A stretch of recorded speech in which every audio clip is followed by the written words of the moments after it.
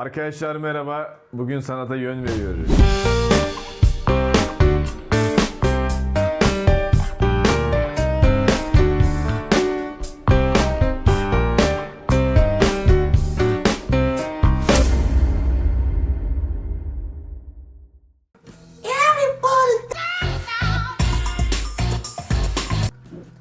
Yapmayın.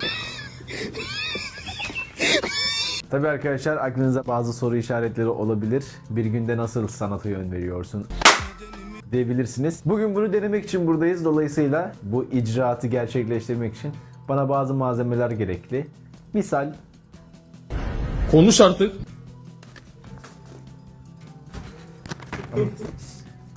tabii fırçayı boyasız kullanmak olmaz.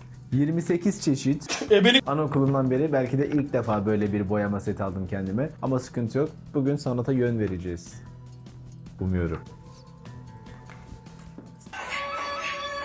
Tabii bunu paletsiz yapmak neredeyse imkansız olacağı için bir adet de palet aldım. Aslında resim yapmayı seven birisiyim fakat ilk defa böyle bir çalışma yapacağım. Gram eğitimim de yoktur bu arada. Bir ara ortaokulda kursa gitmiştim ama hoca hiç şey yapmıyordu, yani bize değer vermiyordu. Teşekkür ediyorum efendim. Tabii bunun için diyebilirsiniz, kardeşim niye bu kadar büyük bir şey aldın? Küçük bir tuvalle de işimizi çözebilirdik.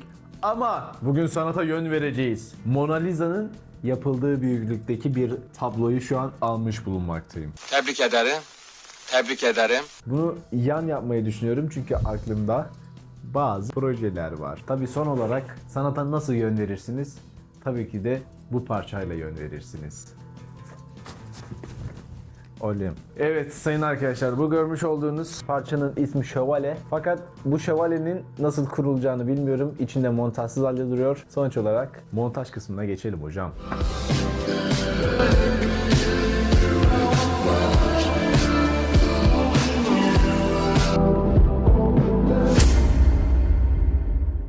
Bir şey yapmak istiyorum. Ne yapmak istiyorsun? Bir enerji yükseltmek için ses eşiğimizi yükseltmemiz gerekiyor. Çünkü bugün biraz sakindik galiba.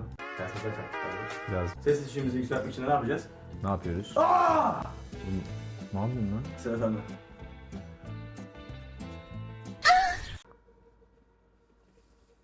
Evet sayın arkadaşlar, şu an kurulum montaj aşamasına geldik.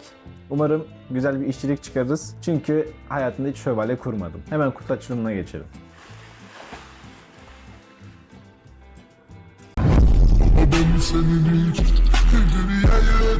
Bir adet tahtamız. 2 adet tahtamız. 4. ve 5. tahtamız. Garip yani 8 oldu herhalde. Sayın arkadaşlar, geldik zurnanın zor dediği yere.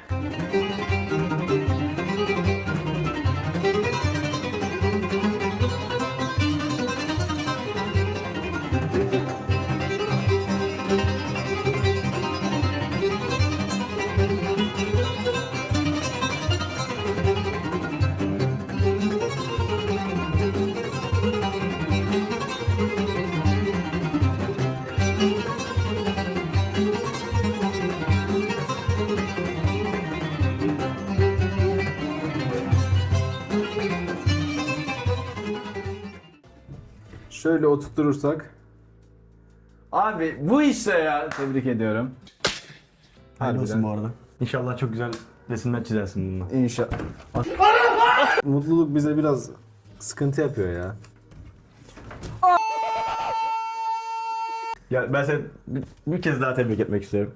Ben de tebriğine cevap vermek istiyorum. Tekerrür ediyorsun. Tekerrür ediyorum. Evet arkadaşlar, şu an bildiğiniz üzere babaannemin evinde olduğumdan dolayı yerleri boya etmek istemiyorum. Sonuç olarak dayak yiyebiliriz. Bu yüzden ufak bir mekan değişikliği için hareket ediyoruz.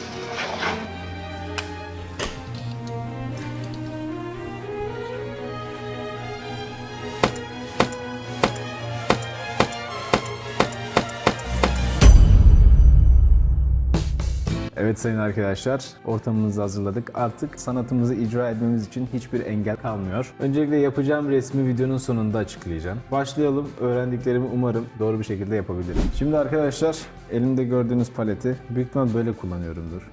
Yani öyle tahmin ediyorum. Buraya baş parmağımı koyarım diye düşünüyorum ama... Ne salak salak sorular soruyorsun ya? İyi artık ya, nasıl kullanıyorsak öyle kullanmalıyız. Sanat bir özgürlük değil midir hocam? Suyumuz burada. Suyumuzu tabii sadelememiz lazım arada bir boyamızı. Ayrıyeten Bob amcamızdan öğrendiğimiz dağ gibi keskin şeyleri yapmak istiyorsanız şöyle keskin bir şeye ihtiyacınız var. Ben de kullanılmış bir karton kullanmaya karar verdim.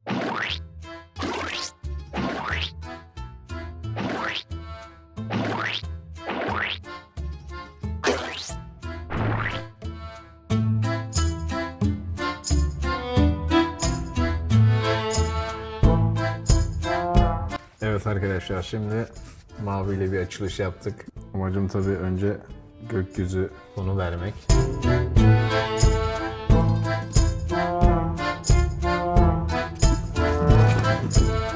Ufak bir kaza sonrası olduğumuz yerden devam edelim. Artık oluyor böyle kazalar, ne yapalım yani.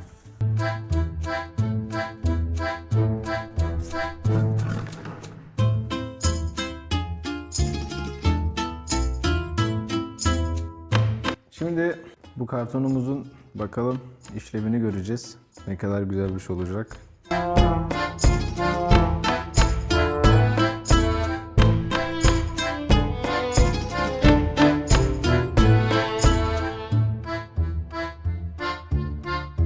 Ortaokuldaki hocamızı hatırlıyor musun?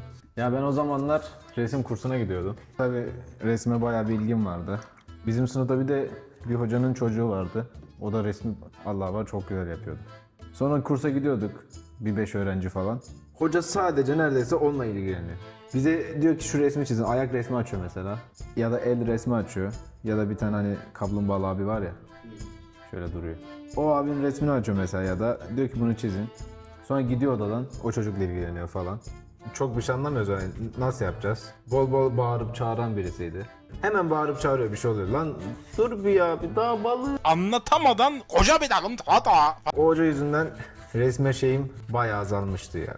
Bir kere ben de bu resim çantası olur ya. He aynen o Ben zaman. çok resim çantasını getiren bir insan değildim.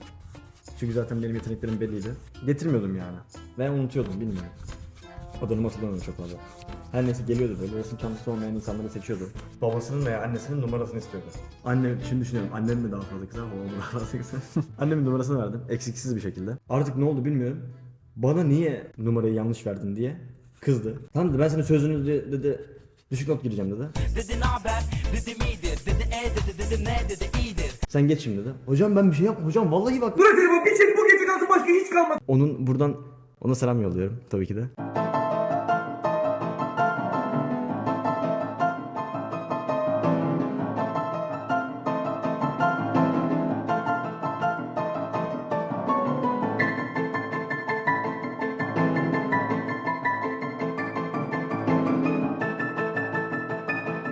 Şu kara sevdaya loy loy gönül güzel yarası var.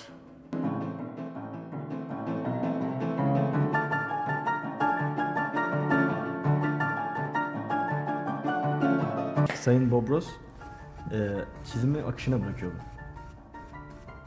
Evet. Sen sanki birazcık böyle biraz Biraz stres var. evet gevşemen gerekiyor öncelikle. Doğrudur. Yani buradan bakınca da pankeke benziyor. Çok mu komik?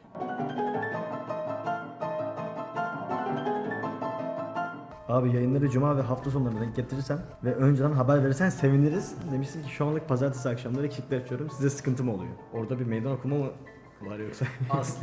Merak ettim, acaba dedim hani okuldan kaynaklı falan bir sıkıntıları mı oluyor? Ama cevap gelmedi, herhalde bir ciddi anlaşılmış olabilir. Evet. Ama ben ciddi demedim ona yani.